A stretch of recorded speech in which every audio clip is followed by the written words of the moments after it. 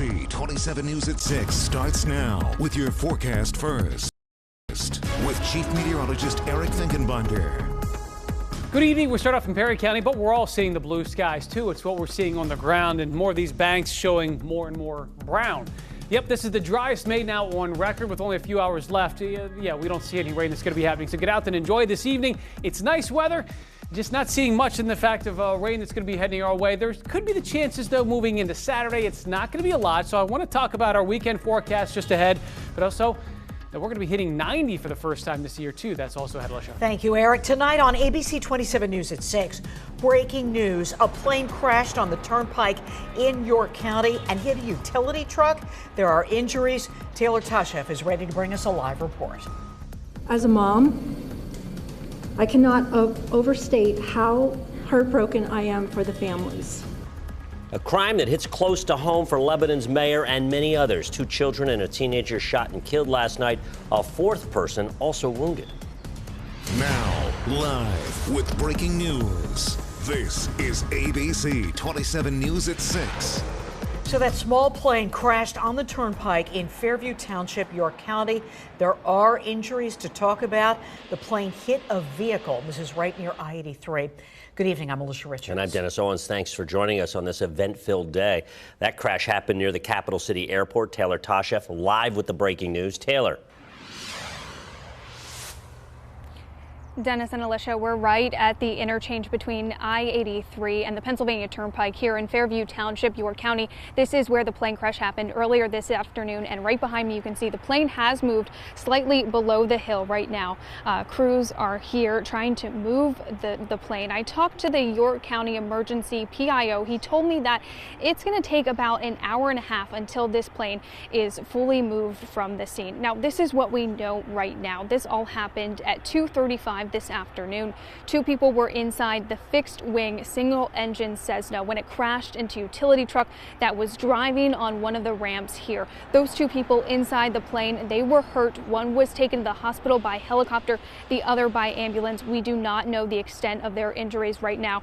We were told the driver of the utility truck was not injured. And while we do not know yet exactly why the plane went down, we can tell you the Capital City Airport is very close by, less than 2 miles from where we're standing right now. Emergency officials say this is not the kind of thing they're used to dealing with, but thankfully it's exactly the kind of thing first responders are trained to handle. It is an unusual event. It's not something that you hear about every day. You hope that you don't hear about these things, but sometimes they do occur, and it's just good to know that we have all of these first responders here that are ready at a moment's notice to respond and do everything they can to help people. And again, tow trucks have been brought to the scene to move this small plane that crashed here earlier today. We were also told that the FAA is the lead investigating agency on this scene right now. And I also talked to the spokesperson for the Pennsylvania Turnpike. He said this entire Harrisburg West interchange is closed right now. That means no one can get on or off here. So keep that in mind if you are heading out later this evening. We will also keep you updated as we work to get more information. But for now, live in York County, Taylor Tashev, ABC 27 News. It took me totally by shock last night. That's why I said I looked the way I do, because I didn't sleep last night. Community shaken after a shooting in Lebanon leaves 3 people dead and another recovering in the hospital. Now, 2 of those victims are younger than 10. The 3rd is a teenager. Police have been investigating since last night and say they continue to follow several leads. Sonica Bargo is live in Lebanon with our other top story tonight. Sonica. Dennis, Alicia, this afternoon we learned the names of those 3 people killed in last night's shooting. 8-year-old Jesus and 9-year-old Sebastian Perez Salome and 19-year-old Joshua Lugo Perez, all from Lebanon. We also know that police have a person of interest in custody. Lebanon Police Chief Brett Fisher tells us this morning a county SWAT team served a search warrant on North 9th Street in Lebanon and took that person into custody on an unrelated matter. And there are still a lot of unanswered questions about what exactly happened. I'm not shocked that it was down there. I'm just shocked of what it turned out to be. John Dolabom has lived in his Lebanon neighborhood for over 40 years. This neighborhood used to be really calm, doors open all the time, everybody knew everybody.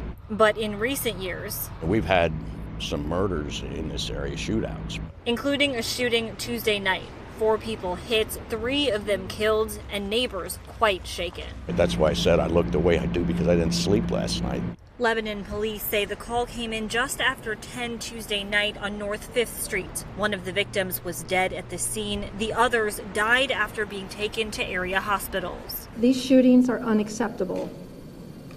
As a mom, I cannot overstate how heartbroken I am for the families. Families mourning 2 young children, boys ages 8 and 9. The other slain victim was a young man, just 19. The 4th victim, a 33-year-old man, survived and is in the hospital after surgery.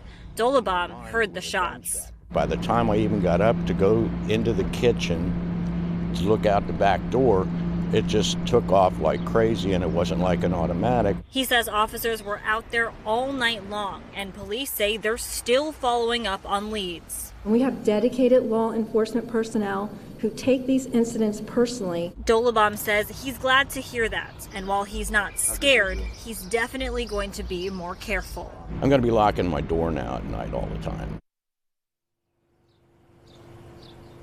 Police do believe one of these victims was targeted. The other 3 were uninvolved, but they would not say which person they think was the target of this shooting. Live in Lebanon, Sonica Barco, ABC27 News. Sonica, thank you. And now we're going to follow up on last night's breaking news in Harrisburg. An hours-long standoff in the Hall Manor neighborhood. A SWAT team rescued a 2-year-old girl and shot the suspect, who survived. New at 6, we are hearing from that suspect's sister, and tonight we are learning more about what happened in the final moments of that bloody standoff. Seth Kaplan here with more tonight. Seth. Alicia, almost 24 hours ago to the minute, about 6:05 last night, is when those of us at Hall Manor heard the shot that critically wounded the suspect, 28-year-old Antonio Hammond. Well, tonight, his sister was so emotional, wanted so badly to get her story out, that she came to ABC27 to tell it. That's my baby brother, Antonio Hammond, and that's my daughter, Akila Proctor, with her uncle. They did have to shoot my brother. Right now, he's in critical condition, but stable. He's still basically fighting for his life, because he yelled out to them and told them he was unarmed. He had the baby in one arm, and he was basically about to hand the baby to them. If there's footage later showing that it's more like what they say, would you be able to accept that? Yes. Yes. Very hypothetical in Kiana Mitchell's mind. Not the only person in the neighborhood who feels that way as the investigation continues, but almost everyone agrees on this part of the story. So the call I got, which is shocking, is that we've got a hostage situation. And it's a 2-year-old child. And so I know the severity of it as I'm driving out there. District Attorney Fran Chardo says 28-year-old Antonio Hammond was wanted on other charges and was walking in the neighborhood. Officers saw him, recognized him, and tried to apprehend him. He fled, turned, pointed a firearm at the officers, and then went into an apartment in Hall Manor, people he didn't know, and took a hostage within.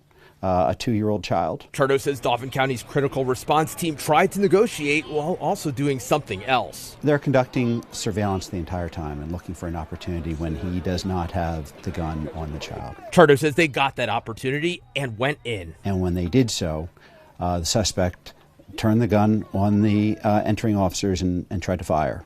And that's when they had to shoot him. Paramedics already at the scene rushed in, began CPR, and took him to the hospital. Harrisburg Mayor Wanda Williams. My first reaction was the child. Basically, the concern was 100% with the child.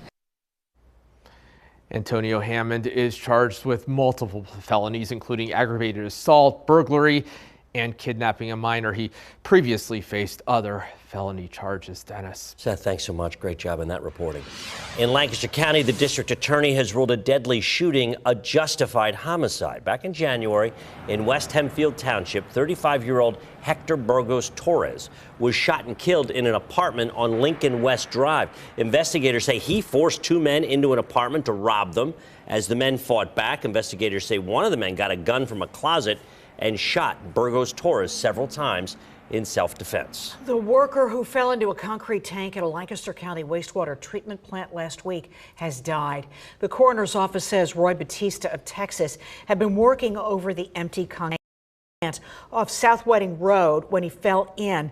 It took rescuers more than an hour to get him out and to the hospital. OSHA is now investigating. Fewer crashes, but more impaired drivers during the Memorial Day weekend. That's according to state police. Its report says there were 651 crashes, more than 100 less than last year. However, troopers issued more speeding tickets and seatbelt citations, and they made 547 DUI arrests. That's 21 more than last year. We unfortunately over holiday weekends will see an uptick in that because people are definitely going to see family and friends, and alcohol is a large part of their gatherings. And we have all the state police statistics from the holiday weekend on our website. You can get them at abc27.com. Well, the federal government has a plan to make cars a lot safer. What could be very different in 3 years. Shaking things up is a positive. This year's state budget season may look a lot different with many new faces and new control in the state house. Elizabethtown College is making an impact overseas by recycling old pieces of technology. I'm Kayla Schmidt. I'll have those details ahead.